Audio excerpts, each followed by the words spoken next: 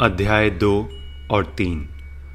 चंचुला की प्रार्थना से ब्राह्मण का उसे पूरा शिव पुराण सुनाना और समयानुसार शरीर छोड़कर शिवलोक में जा चंचुला का पार्वती जी की सखी एवं सुखी होना।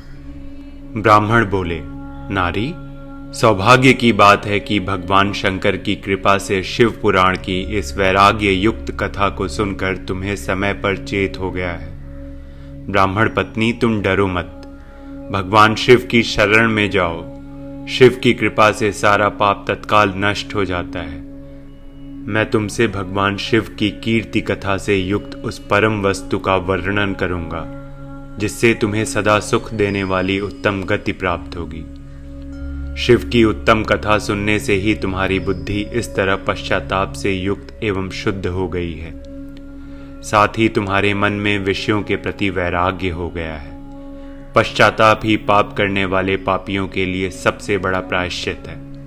सत्पुरुषों ने सबके लिए पश्चाताप को ही समस्त पापों का शोधक बताया है। पश्चाताप से ही पापों की शुद्धि होती है।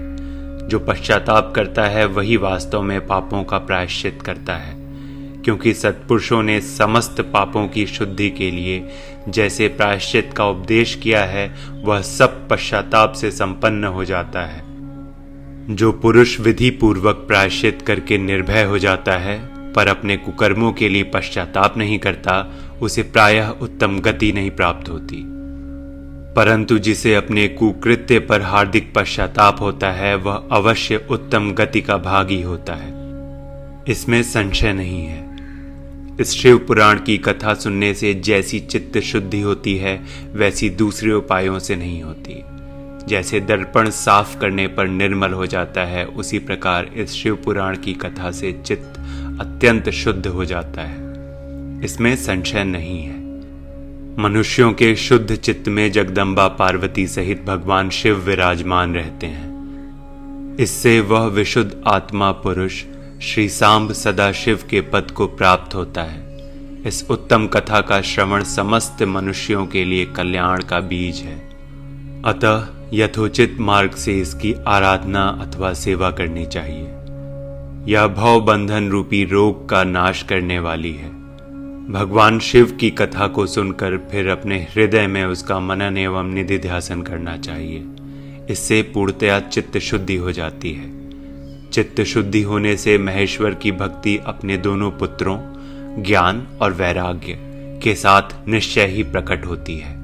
तत्पश्चात महेश्वर के अनुग्रह से दिव्य मुक्ति प्राप्त होती है, इसमें संशय नहीं है। जो मुक्ति से वंचित है उसे पशु समझना चाहिए, क्योंकि उसका चित्त माया के बंधन में आसक्त है। वह निश्चय ही संसार बंधन से मुक्त नहीं हो पाता। ब्राह्मण पत्नी, इसलिए तुम विषयों से मन को हटा लो और भक्ति भाव से भगवान शंकर की इस परम पावन कथा को सुनो। परमात्मा शंकर की इस कथा को सुनने से तुम्हारे चित्त की शुद्धि होगी और तुम्हें मोक्ष की प्राप्ति हो जाएगी। जो निर्मल चित्त से भगवान शिव के चरणार विंदों का चिंतन करता है उसकी एक ही जन्म में मुक्ति हो जाती है। यह मैं तुमसे सत्य सत्य कहता हूं। सूत जी कहते हैं, शौनक, इतना कहकर वे श्रेष्ठ शिव भक्त ब्राह्मण चुप हो गए। उनका हृदय करुणा से आर्द्र हो गया था। वे शुद्ध चित्त महात्मा भगवान शिव के ध्यान में मग्न हो गए। तदनंतर बिंदुक की पत्नी चंचुला मन ही मन प्रसन्न हो उठी। ब्राह्मण का उक्त उपदेश सुनकर उसके नेत्रों में आनंद के आंसू छलक आए थे। वह ब्राह्मण पत्नी चंचुला हर्ष भरे हृदय से उन श्रेष्ठ ब्राह्मण के दोनों चरणों में गिर पड़ी और हाथ जोड़कर बोली, मैं कृतार्थ हो गई। तत्पश्चात उठकर वैराग्य युक्त उत्तम बुद्धि वाली वह स्त्री जो अपने पापों के कारण आतंकित थी, उन महान शिव भक्त ब्राह्मण से हाथ जोड़कर गदगद वाणी में बोली, ब्रह्मन, शिव भक्तों में श्रेष्ठ स्वामिन, आप धन्य हैं, परमार्थदर्शी हैं और सदा परोपकार में लगे रहते हैं, इसलिए श्रेष्ठ साधु पुरुषों में प्रशंसा के योग्य हैं। साधु, मैं नरक के समुद्र में गिर रही हूं, आप मेरा उद्धार कीजिए, उद्धार कीजिए।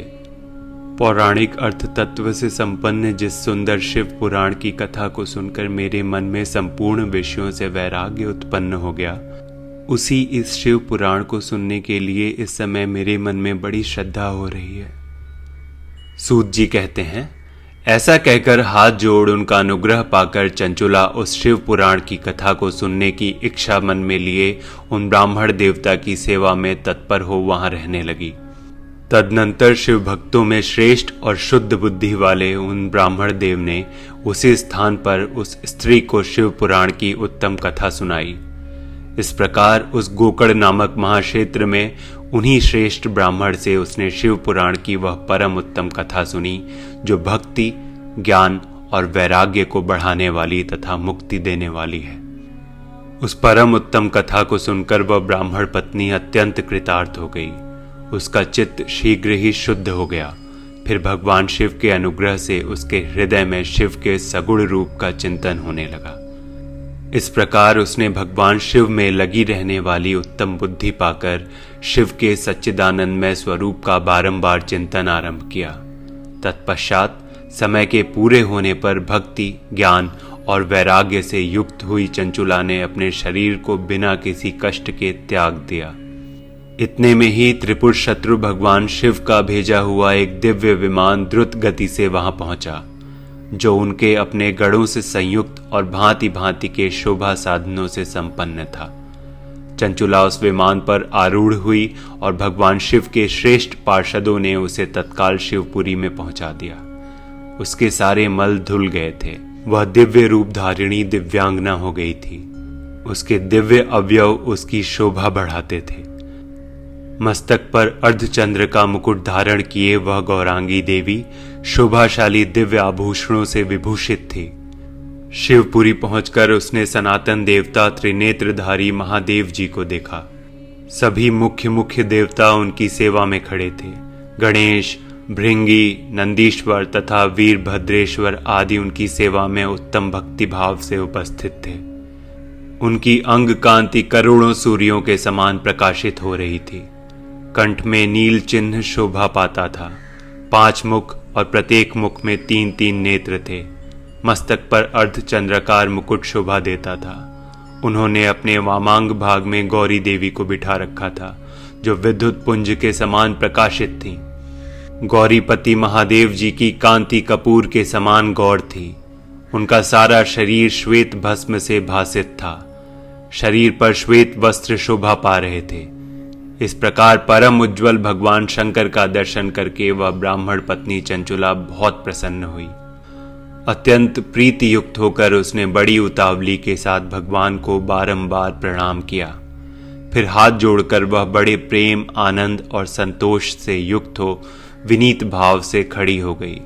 उसके नेत्र से आनंद आश्रुओं की अविरल धारा बहने लगी तथा संपूर्ण शरीर में रोमांच हो गया। उस समय भगवती पार्वती और भगवान शंकर ने उसे बड़ी करुणा के साथ अपने पास बुलाया और सौम्य दृष्टि से उसकी ओर देखा। पार्वती जी ने तो दिव्य रूप धारिणी बिंदुक प्रिया चंचुला को प्रेम पूर्वक अपनी सखी बना लिया।